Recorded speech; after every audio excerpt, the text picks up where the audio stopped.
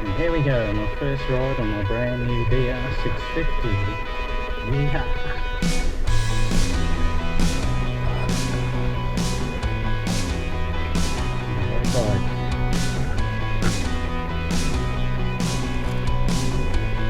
Quite with the lack of exhaust, but I don't mind it. The bolt's still out. I go for a ride through the hills. Did you go to your road?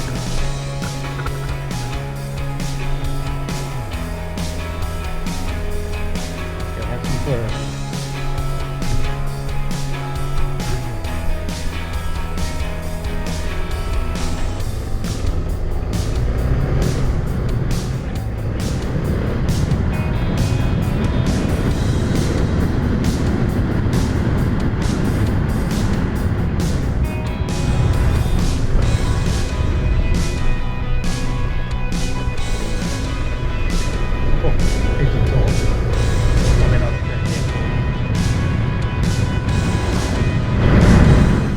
Hi everyone, welcome to my new video showing the transformation of my brand new 2014 DR650 to an adventure tourer.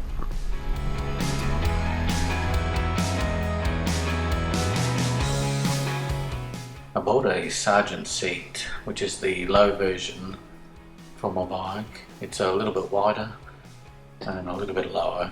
I'm only 5'7", and yeah, the seat is beautiful height for me and very comfortable. I had the same seat on my KLR, which is what led me to purchase this one. As you can see, it's also a far better looking seat than the original as well, and even though it looks fairly thin, it's actually a very comfortable seat.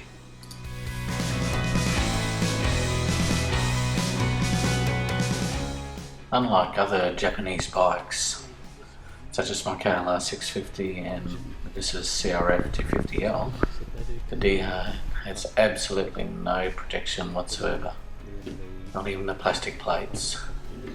So I'm just showing you here the frame guards from B&B, the bash plate, which is an absolute work of art.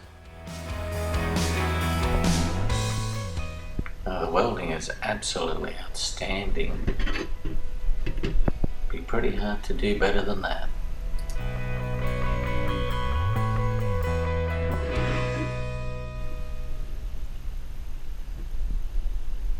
Giving some advertising for this Windscreen company.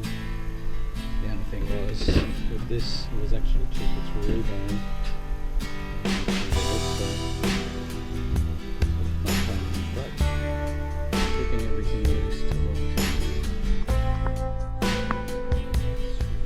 Now you can see the top mount here. It's a threaded plate that sandwiches the frame between the frame and the bash plate, holding the top part in place. It's a very sturdy mount. A couple of the bolts had clearance issues. As you can see here, the must be the engine mount is fairly close to the bash plate, and also the top mounting threaded backing plate. One of the screws just about touches the engine but misses by that much. Overall, it's a very easy install.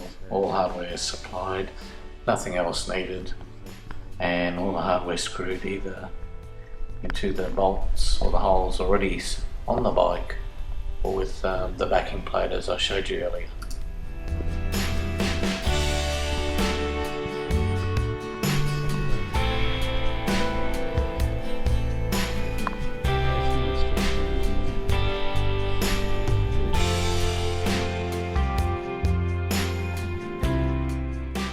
The frame guards are even more easier to install.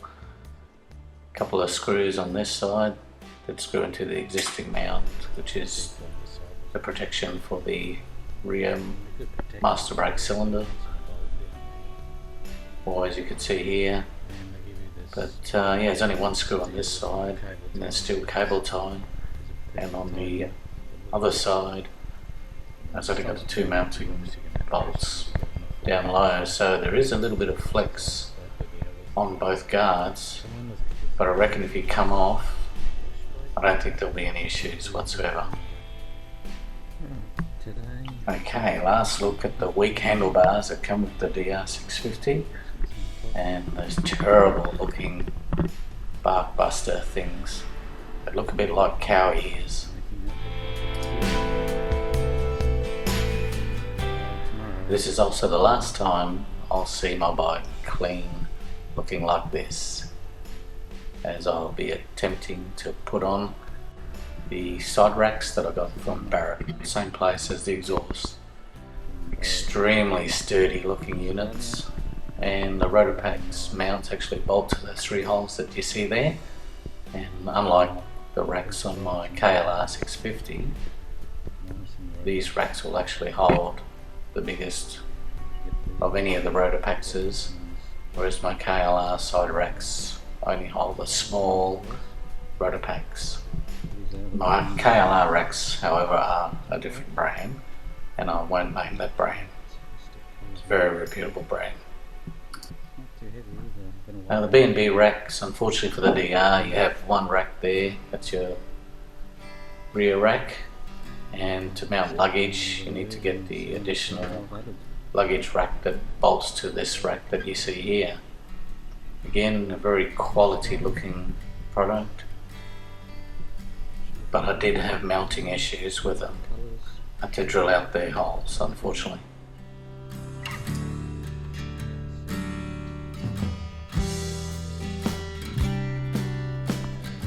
I had to remove the Suzuki original racks. I probably could have kept them, but they might have gotten away.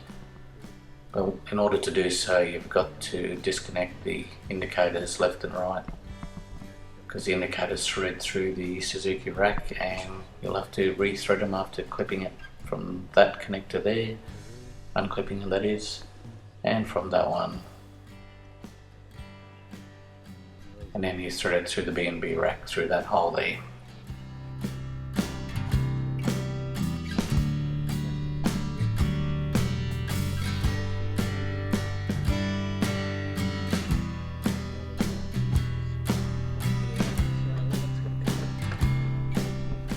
The Suzuki tube you saw earlier, that's quite a good idea, but unfortunately it doesn't hold much, so I ordered this one from Pro Cycles in the US.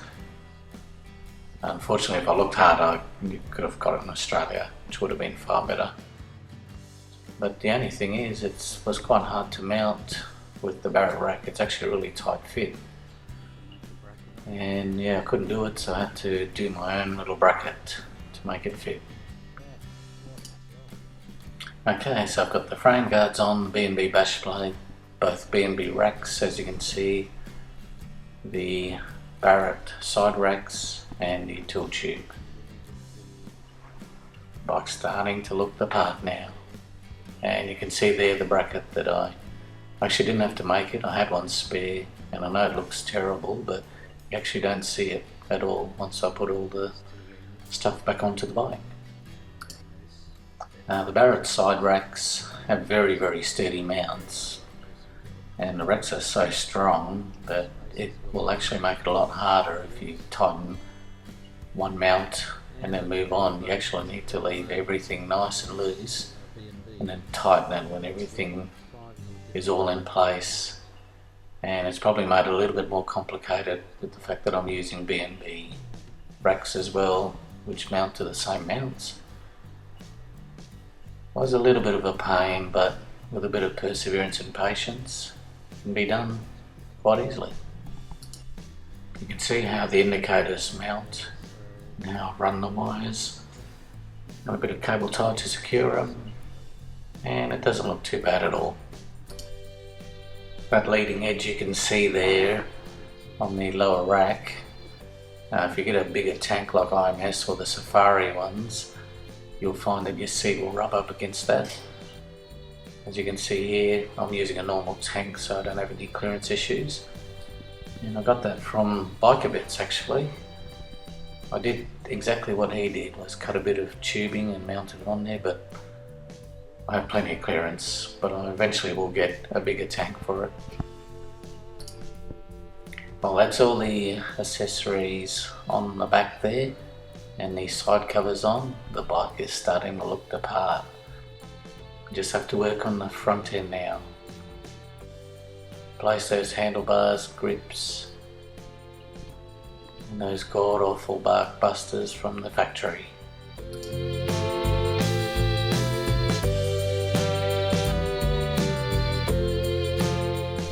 I chose these bars because that was what was recommended by the Suzuki dealer where I bought my bike.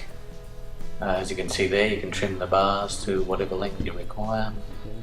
I bought more grips because everyone says that you need to get new grips because you wrecked the old ones. And I bought some glue as well. But as I found out later, with a screwdriver and a bit of perseverance, the grips actually come off quite easily. The factory ones, that is. And those handlebars, which I hear are pretty weak, are now off. Must admit, the new bars do look a lot better as well once they're installed. Overall, it was actually a very easy job. I did watch Motor 2 Door's video before I actually attempted this, just to give me a bit of confidence on how to do it. I got the new bars on. Haven't adjusted the angle yet because I probably need to go for a few rides to work out the lean angle. But yeah, they definitely look the part, and the bike is starting to look very nice. All I have left now to do is the windscreen, which I got from Screens for Bikes, and a very easy mount anyway. I also put on pussy grips, because I did find the other grips a little bit on the uncomfortable side.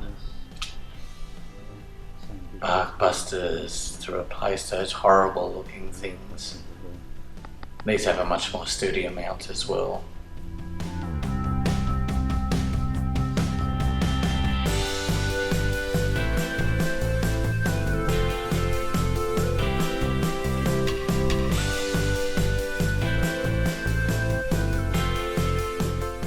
As you can see from a little bit of outlay, you can actually start to make the bike look really nice. I went for a tinted screen pretty much because my bike is grey. It's nothing to it, just take the cowling off. You can see the bolts right here, very easy to mount. One there, and on the other side. It's a lot easier cowling than the CRF that I've got. Use masking tape so I didn't muck up any of the holes, and I taped the screen to it as well so it wouldn't move. I left the stickers on because it actually doesn't look too bad. I reckon if I took the stickers off it would look far too plain. Well, that's what I reckon anyway.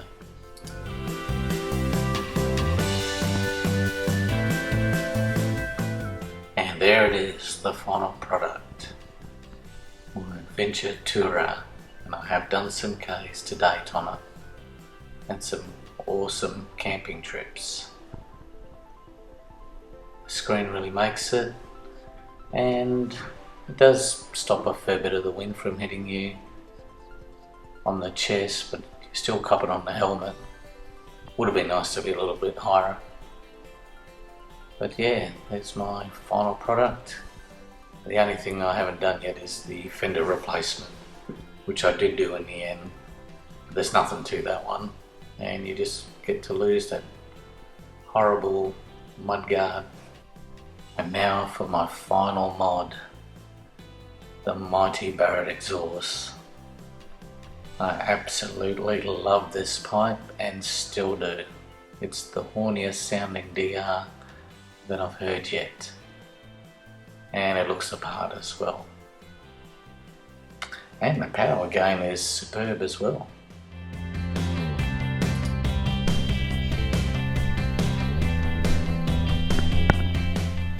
I'm sorry that I've duplicated some of the footage on my other Barrett exhaust videos, but I really love this part.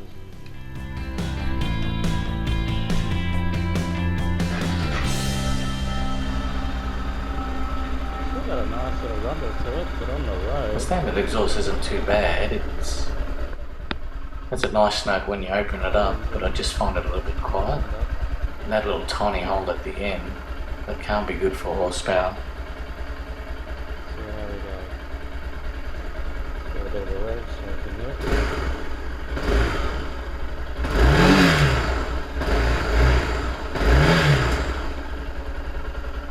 The standard pipe is also very heavy. Our job's finished. Not too hard. Probably half an hour. Where that mark come from? I was so careful. Isn't she a work of art? It's by far my most favourite mod. Some of the other mods that I haven't shown on this video was I installed the Mikuni pumper card, and I also opened up the airbox, and the power gains are absolutely unbelievable.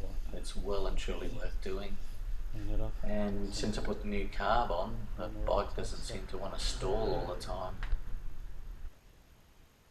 and it fires up really easily, runs really nicely.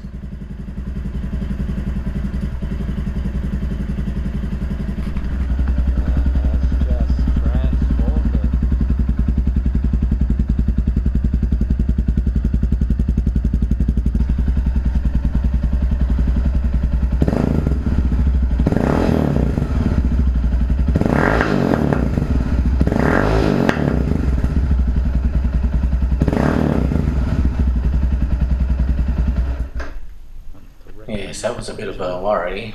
I was worried that it might be running a bit lean with the added airflow out on the exhaust, which is why I decided to go for the Mikuni pumper carb.